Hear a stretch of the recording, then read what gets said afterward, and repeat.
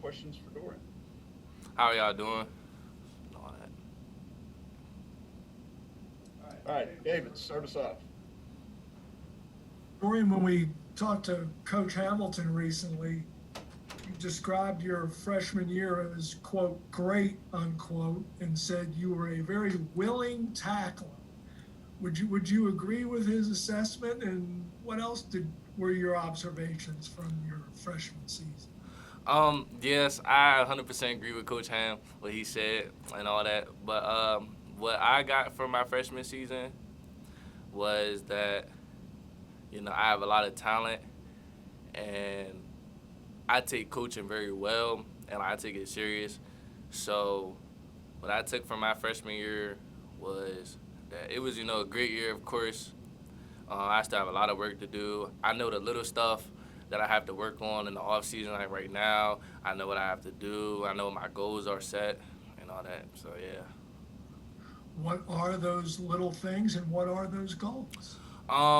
The little things, as in right now, we in the weight room.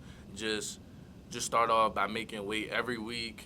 Just getting bigger, stronger, faster. When we do Colorados, be that leader. Cause I'm young. I'm 18 years old. So it's like, how is an 18-year-old kid gonna lead, a 20-year-old guy or something like that? So it's like just trying to, be a leader and do everything at 100% that I can do, that I can control. And how does an 18-year-old try to become a leader? You seem like you have a very outgoing personality. Is that part of it? Yeah, so basically, it's just show them you can hang and show them you can beat them and that you won't back down, basically. So, if they try to get in the front of the line, nah, I'm in the front. It's me. Like, stuff like that. Being a vocal leader, as in, like, in the weight room, if a guy's doing his last squat, come on, get it, you got it. Stuff like that.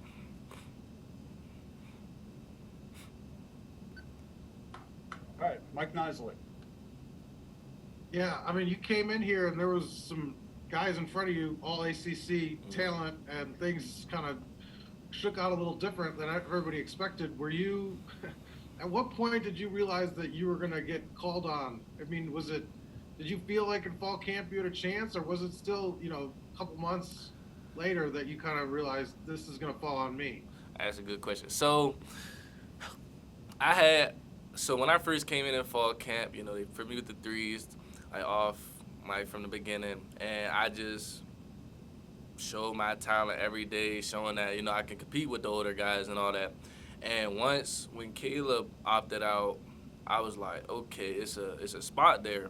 And then when Jermaine was going through, what he was going through, his little injuries and stuff, I took the opportunity. I'm like, okay, like it's time for me to really, focus in on the little details, the film, the extra game, extra film, maybe extra in the weight room, extra in the field, just locking in and actually knowing that okay, you can do this. And then when it happened, when Breon and Armani went out Duke, when they had Corona, and they said, yeah, that you're gonna start. I was like, I wasn't nervous. Like, of course I was nervous, but I was 100% ready because I knew, I just trusted my coaching, trusted my talent, and all that. So And yeah. was there a moment? Did it take you a minute to get the feel for the college game? Did you feel like you belonged right away?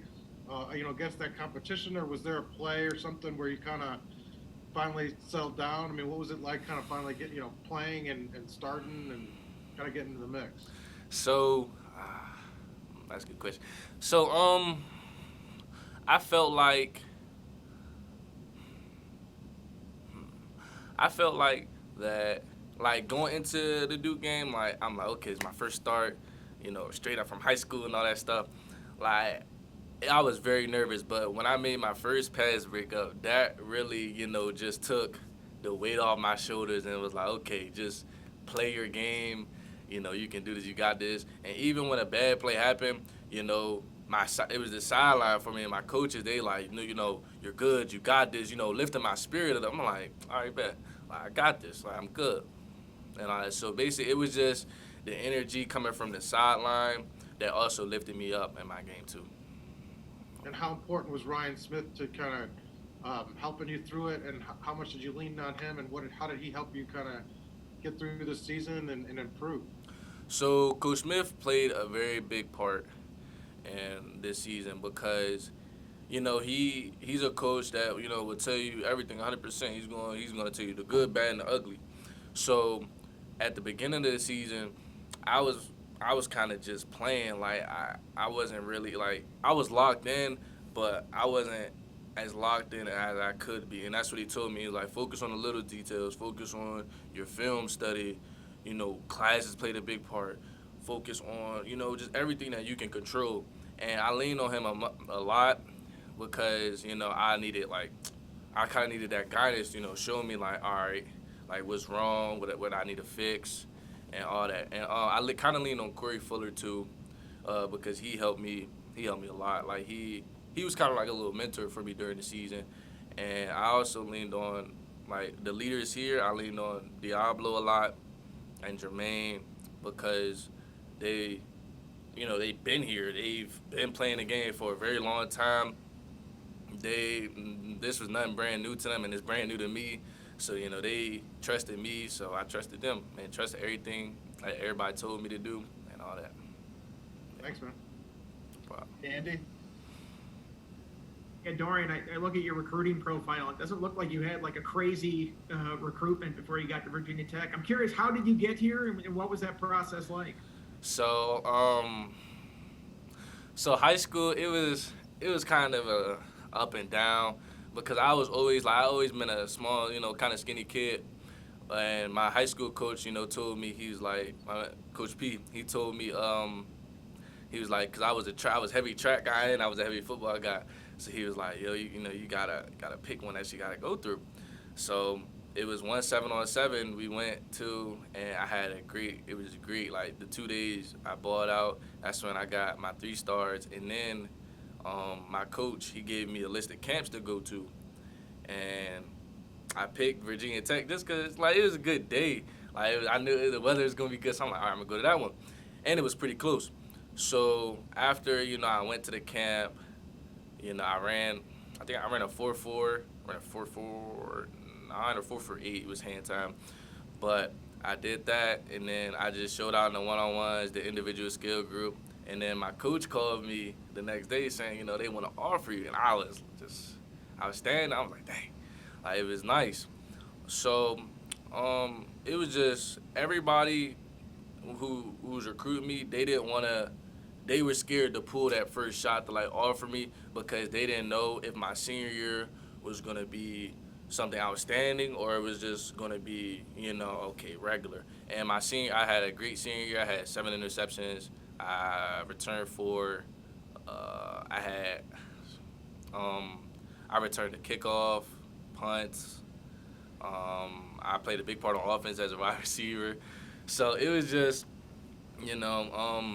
after my senior year and when Tech offered me, I knew, like, okay, they weren't scared to pull the shot, like to pull the trigger with me. Like all these other schools that I was talking to, they were scared to pull the trigger. So when it came down to it, signing and all that stuff, I was never going to change. Like my heart was here because I'm like, okay, if these coaches really trust me, then I'm going to really trust them and put in the work for them and for myself. So, yeah. And when we were talking with Coach Hamilton, I think he mentioned that your dad is a bodybuilder. Yeah. Right? Yeah, he's a bodybuilder. That's what he does for a career?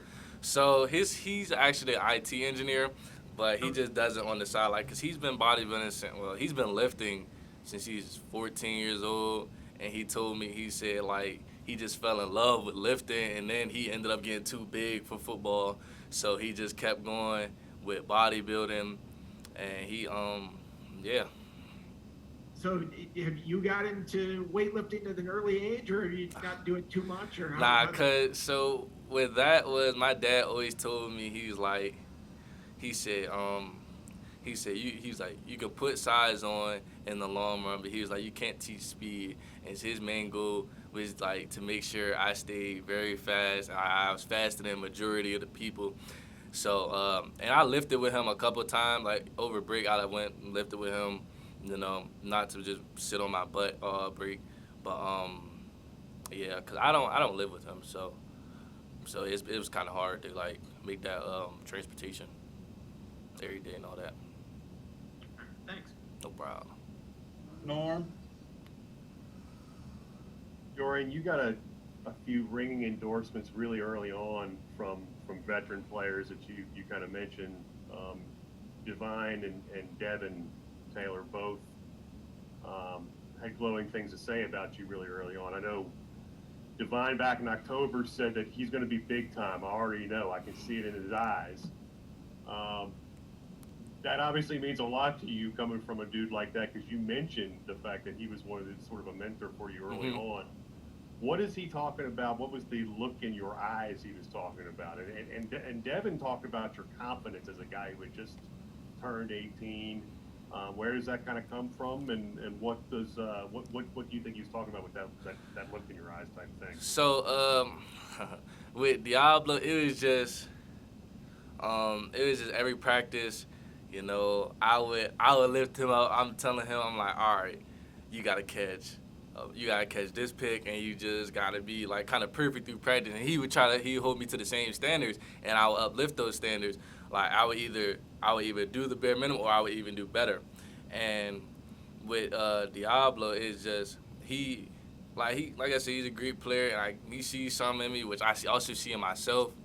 And I'm not gonna lie, I got very confident. Like once I got comfortable with college football and understanding, you know, the little like splits, understanding offense, and also film study, it's just you know what's coming and all that stuff. And then with Devin, because Devin came late, and I was nervous because I'm like, he's coming in as a corner, gotta compete with him. Okay, don't worry about it, you good. And Devin has just ever since he came, he's been there with me since. Like we always be competing. I hope we hold each other up to very high standards in practice. You know, like when we do 7-on-7 or 1-on-1s or team, we tell each other, you know, don't let a pass get caught on you or catch this pick, pass break up. It's high standards in practice. Like, yeah.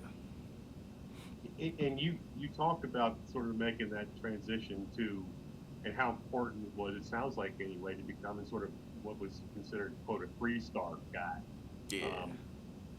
And I've seen some interviews from you, I guess, a couple years ago where you had talked about being a no-star guy. Mm-hmm. Does that kind of stuff weigh on your psyche as a kid when you're coming up? And I mean, I know you guys pay attention to that kind of thing, but does it affect you as a player when you're sort of thinking of yourself as a quote no-star guy? Nah. From when I was in high school, and when I said that, because it fueled me, because I know the talent that I have, and I know like all the top guys. I'm competing with them. I'm either better than them, or I'm the same. I'm giving them work, as in so-called all the 4 stars and the 5 stars. And the same thing when I got to college. College stars don't matter. It's just either you're good or you're not. And I felt like I still had that way. Like, okay, I gotta prove myself, because I surprised a lot of people, because you know I'm not the biggest guy, but it's just like you're like, whoa, who's that guy? I like surprising people, giving people that shock, like, yo, like who's this guy? Like, yeah, because that's kind of what happened at Tech. When they saw me at the camp, they're like, oh, like, who's this guy? And that's how I kind of like hold myself. Like, I'm not too outgoing. I'm not gonna that guy's bad. Nah, I'm gonna give you what your props are due, but I'm always gonna try to outshine you. And I know you obviously earned your reps as a cornerback in high school. That's what most schools recruited you at, if not all. I just didn't know if you had a pretty good senior season as a receiver. Did anybody look at you as a receiver? Anybody recruit you as a receiver? Nah, so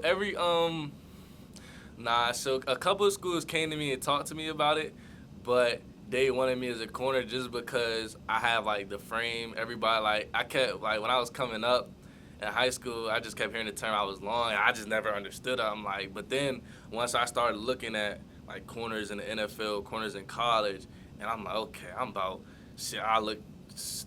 I literally look similar to like all these players. They just got a little bit more size than me. I'm 6'1". I'm like, okay, I'm long, I'm fast. So I'm like, okay, I can do this type stuff. Anybody you really like at the cornerback spot in the NFL? Anybody that you sort of, I don't know if you pattern your game after, or really look at it on video and like to watch it?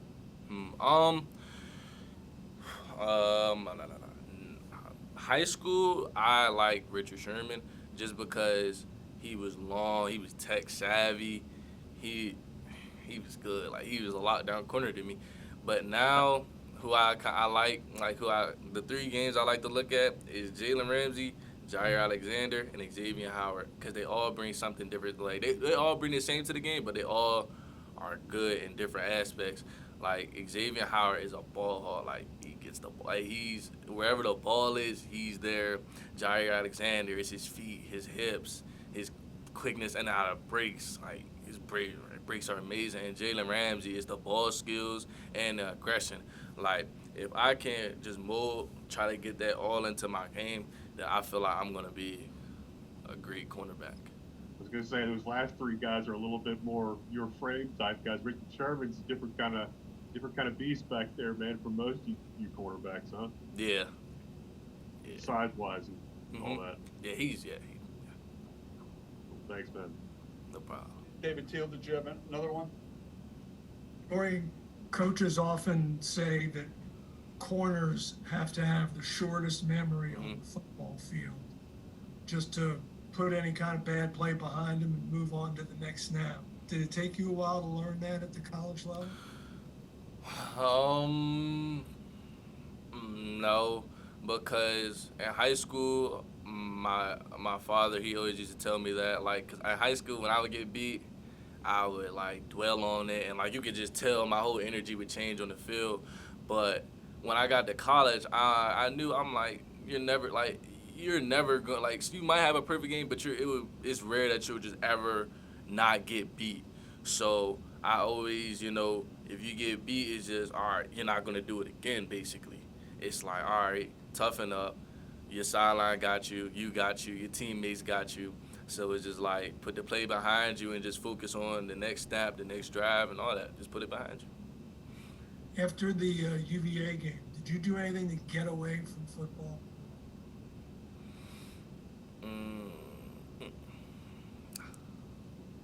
Nah, it was UVA game. Like, that was a big, like, mind opener for me and just eye opener for me, because that week I really took in everything and put it in the, like made it, and just, what's the word? What's the word? I don't know the word. But basically, I made everything. I took everybody's thoughts and everything, and I just put it into the game. I did extra film with Coach Smith. He made sure I got extra film. Practice, I was good. I had that whole week of practice, it was great. And Coach Smith told me, I earned my starting spot by Wednesday, because I was constantly making play after play in practice. And that really showed me, like, okay, you really lock in, like, you do this every week, like, you can be something. So, yeah. Thank you very much for your time. No problem. Thank y'all, too. All right, thanks, Dorian. Appreciate you coming back to do this Hey, today. Pete, I got one more if that's all right. Yeah, go ahead, Norm. Dorian, you had gotten quite a few snaps by the time you got your first pick against UVA. Mm-hmm. What did that mean for you to kind of break through and get that first one in that rivalry game, especially at a time when it kind of, you guys were up by 14, 15 points at that point, just kind of helped seal it. That pick was a lot, because I've been wanting to pick for a while. Like, I'm like, dang, when am I gonna get my first collegiate interception? And when I finally got it, I was like, of course y'all seen me, I was like zigzagging, but I set it up perfect in my head. And from what I seen, I set it up perfect. Just grabbed my shirt. But that pick, it was a lot. Like, seeing, like, my teammates, like, just seeing the energy come from the sideline, like, to congratulate me, like, and to see that people were, like, genuinely happy for me. Like, we had a team meeting. Coach Pearson Prelude, he did a kind of what's the word? basically he talked about, you know, what a good teammate is and what you have to do to be a good teammate. And it was one little quote I got from that. He basically was saying that you have to genuinely like love a person to see them do happy, and that's what I felt from the sideline. I felt like these guys like genuinely like love me as a teammate and as, you know, and accepted me into this part of their family and all that. So that pick, it was a lot. Like, it was nice. Cool, man. Thanks, Pete. Sorry, man. Yep, you're good. All right. Hey, thanks, Dorian. I'll send out the video here when it's ready, and then I'll send out an advisory for next week with JC and Jack. Okay, guys? All right. Thank y'all for your time.